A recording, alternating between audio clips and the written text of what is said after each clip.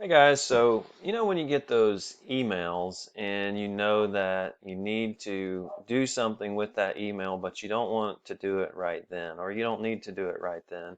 You may need to do it next week or a few days from now, or even a month or a year from now. And you want to make sure you don't forget it. Now, I know people have a lot of different methods to do that. They do a filing system in their email or whatever. I used to just mark my emails as unread, so I made sure I didn't forget them, and then I would mark them as read once I was done with them. But it's a tough system to manage, and you always, at some point, you end up overlooking some email. Well, there's a feature in Gmail, and then there's another way outside of Gmail to set this up, and I'm going to show you how to do it. It's a really helpful tool. Maybe you've seen it before. So Gmail has a feature called Snooze, and what that means is basically you can snooze an email to have it sort of be redelivered back at whatever time period you designate. So there's two ways to do it. One is you can just put your mouse over, don't click anything, just put your mouse on the email that you want to snooze, and then you come over, you see there's this little clock. It's got a snooze button. You click on that and you can snooze it, and there's a few predetermined possibilities that it thinks you may want to use. Or you can go and pick a date and time. And so I can pick a date and time. Let's say instead of April 6th, I actually want to do April 5th. And I'm going to set this up to come back to me here maybe in just a couple of minutes. We'll say 1:03 p.m. Okay, so I'm going to save that. Now watch, this email actually just disappeared. All right, and in fact, there's a folder that is under, oftentimes it would be listed here in this area. So you can always get back to the snoozed emails if you want to do that. The other way you can snooze a email is if you're in the email, you've already opened it up, the snooze feature is there at the top. So that email will be essentially, like I said, re-delivered to you at the designated date and time. Now, let's say you don't have Gmail. There is another free service that I highly recommend. I've used it for years, and it's called followupthen.com. All right, the way this works is you can forward an email, and hey, what do you know? The snoozed email just came back. All right, so imagine that snoozed email comes back at whatever time you designate it, whether it's a day from now or a week from now.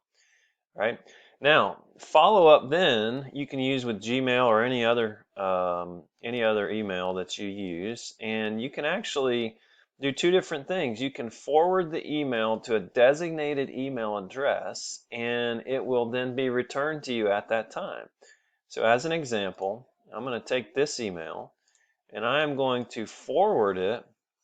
Let's say I want to be reminded Monday at 8 a.m.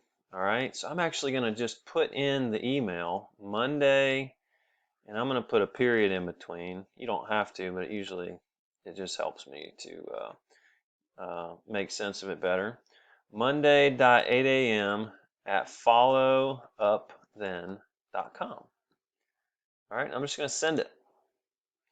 Now, when I send it, what it's going to do is it's going to send back to me a confirmation that I have actually set that up.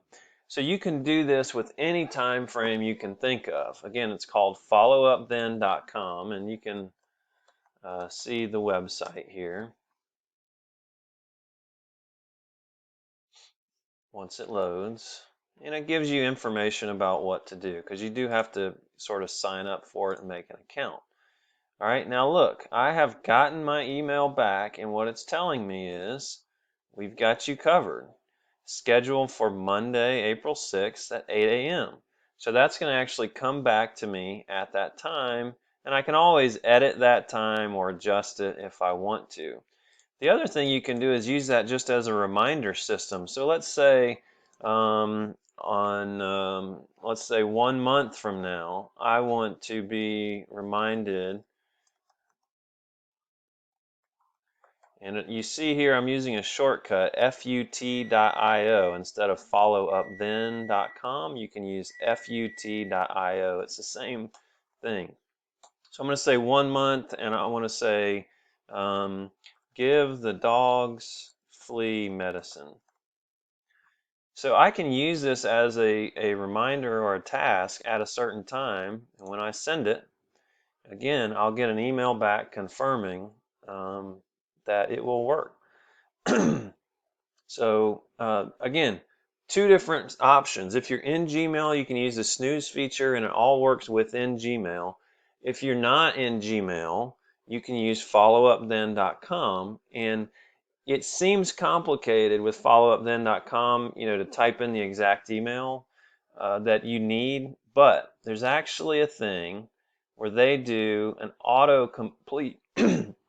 So if you'll notice here, it tells me if I reply all to this email, then it is going to remember all these specific options that you would most often use. I think there's 70 different ones. So they've got every day of the week, so many hours, whatever. So what that does when I do it is it will store, I'm going to reply all, and it will store all of those different configurations for the email there in my email account. So now, if I wanted to do Tuesday, for example, I start typing in Tuesday, and there's my email address. It's already ready. If I wanted to do, instead of that, 5 minutes, for example, we've got, I don't know if it has minutes on there, maybe hours. 5 hours, 5 p.m., 5 days, it's got those stored. So now I don't have to remember every specific email configuration to make it just how I want it. So there you go, guys. There are two great options. I use both of these frequently. I use the Snooze feature more now because our work email uses Gmail. But you can use Follow Up Then as well. I use that with Outlook for years and years, and they are both just terrific. Whether you just want to be reminded about an email later, or if you want to just create a reminder of your own and do that through your email. There you have it. If you have any questions, send me a comment, let me know. Great feature, and I hope it helps you as you move forward in your work and makes you more efficient, especially during quarantine time. Maybe you're working from home. There you go. Take care, guys.